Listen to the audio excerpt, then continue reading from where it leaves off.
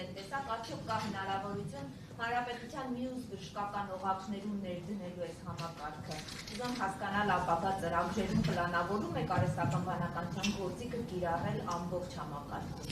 Տեսեք, մենք այսօր էլ արհեստական բանականության շատ գործիքներ արդեն իսկ կիրառում ենք։ Օրինակ, կրծքագեղձի մամոգրաֆիկ հետազոտությունը մեզ մոտ սկրինինգային ծրագրում կիրառվում է նաև արհեստական բանականության խորհրդատվական հատվածը։ Եվ իմ նպատակն է նաև եւ մեր կառավարության, որպեսզի խթանենք Հայաստանում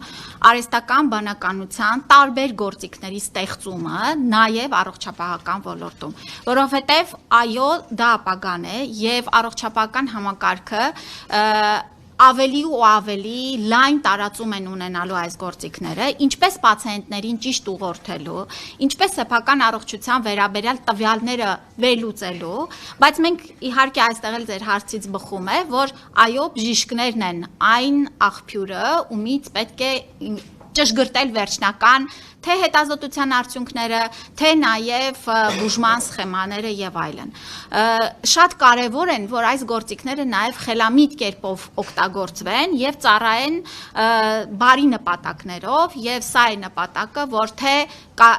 իրավական դաշտի ճիշտ կարգավորման, թե նաև կիրառության ճիշտ ուղղությունները ուղղորդելու մասով առողջապահության նախարարությունը ակտիվ ներդրաված է եւ ես նաև առիթ օգտագործելով խրախուսում եմ մեր տեղի տեխնոլոգիական ընկերություններին շարունակել այս ոլորտում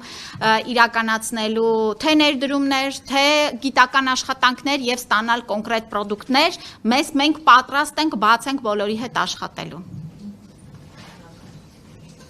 Շնորհակալություն, եթե ինձ հարցեր չկան, խնդրեմ գործընկերները արդեն կշարունակեն հաջողություն։